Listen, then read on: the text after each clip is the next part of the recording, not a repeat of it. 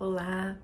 Bom, eu vinha falando em alguns dos últimos vídeos, né, sobre a questão da passionalidade.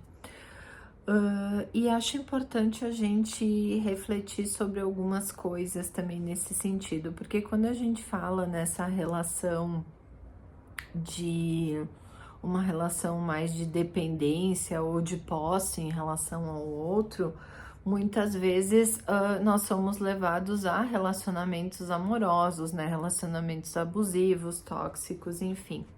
Mas precisamos pensar que isso também se trata de relacionamentos estabelecidos entre as figuras parentais e seus filhos, né? Também no vínculo parento-filial, onde a gente vê muitas vezes alguns pais ou mães, né, estabelecerem com os filhos um vínculo de dependência mesmo, como se aquele filho se tornasse tudo na sua vida, né? Que quando a gente falava da passionalidade, trazia muito essa ideia, né, de uma exclusividade, onde todo o investimento tá naquilo, onde a pessoa sente que ela precisa daquilo para viver, que se ela ficar sem, ela não vai aguentar, ela não vai sobreviver psiquicamente falando, né? Ou em alguns momentos até as vias de fato.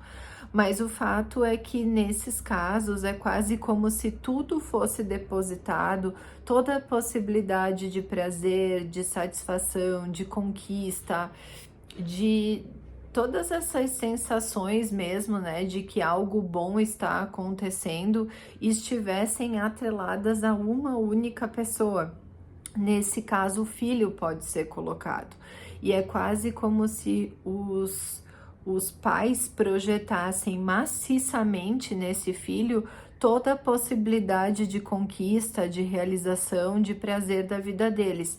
Tanto é que alguns filhos muitas vezes têm uma dificuldade de sair de casa, de poder seguir uma trajetória própria, porque eles ficam com a sensação que aquilo vai ser praticamente mortal para esses pais, né? Já que toda a vida dos pais está depositada nele. E isso fica muito pesado, porque isso impede esse filho, eu estou falando filho, né? Mas filho ou filha de crescer. É quase como se esse filho ou filha ficasse aprisionado a esses pais, ao desejo dos pais, ao que eles projetam sobre ele, né? De realizações, de desejos. Muitos dos pais trazem também coisas do tipo, bom, meu filho vai fazer aquilo que eu não fiz, vai poder ter aquilo que eu não fiz, mas o que se trata nesses casos é que esse filho ou filha se trata de uma pessoa diferente, que tem que poder ter espaço para a própria trajetória, para os próprios desejos, para os próprios anseios, e não ser esse que vai realizar aquilo que é almejado pelos pais, que vai dar sensação de felicidade, de completude a esses pais. Então, nesse sentido, é muito importante que os pais liberem esse filho para poder seguir a vida dele da forma dele, né? E que isso inclui muitas vezes se frustrar, ser privado de algumas coisas, mas isso também está envolvido no processo de amadurecimento, de crescimento da vivência, né, daquele sujeito.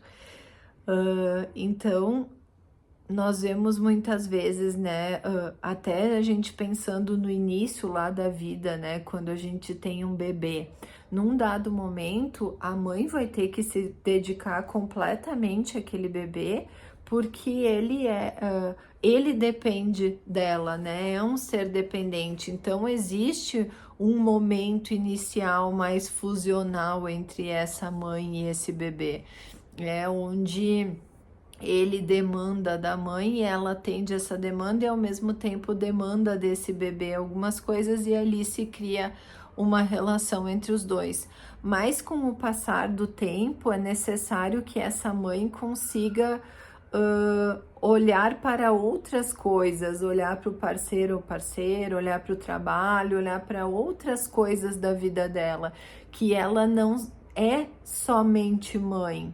Ela é mulher, profissional, uma série de outras coisas, né? E é necessário, inclusive constituinte para esse bebê, que ele perceba que ele não é tudo na vida dessa mãe, que ele foi num determinado momento, mas que ele não será tudo, justamente para que ele possa se sentir em falta, sentir que falta algo da mãe e isso ser um motor, então vamos dizer, né, da subjetividade para ir buscando as coisas na sua vida, para ter esse impulso para querer mais porque algo lhe falta.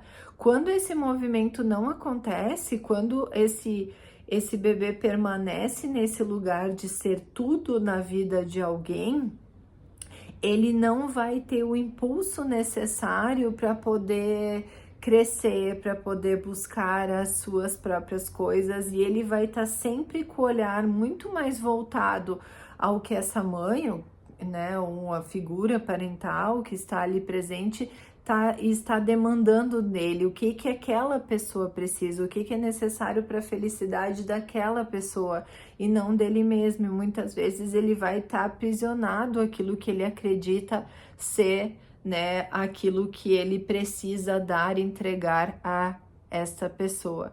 Então, todos esses movimentos, eles são fundamentais e muitas vezes, né, a gente escuta, né, de pais, enfim, de mães, ai, que o filho tem uma dificuldade de se separar, de ficar sozinho, de dormir sozinho. E a gente tem que pensar que para o filho conseguir fazer isso, antes ele tem que sentir que aquilo está sendo autorizado, né? Por exemplo, por essa mãe que está mandando uma mensagem inconsciente para essa criança de olha, tu pode ir, eu vou ficar bem.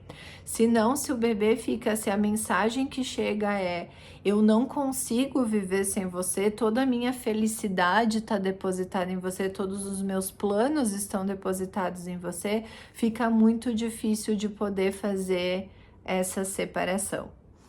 E aí se torna muito mais uma relação também parento-filial da ordem da passionalidade, se a gente for pensar, do que do amor, porque o amor envolve, como eu falava em outros vídeos, tu ter mais de um objeto, né? A gente chama de objeto, mas enfim, mais de uma pessoa de investimento, as tuas possibilidades de prazer estarem pulverizadas em várias possibilidades e não numa única pessoa ou coisa, né? O amor é isso, é tu perceber que o outro, ele falta algo em ti, falta algo no outro, tu não vai corresponder a tudo que esse outro espera de ti e ele também não vai responder a tudo que você espera, né? Porque se trata de uma relação mesmo, né? Desse amor que eu privo, eu frustro, mas nem por isso deixa de haver um vínculo e uma ligação ali, porque se tratam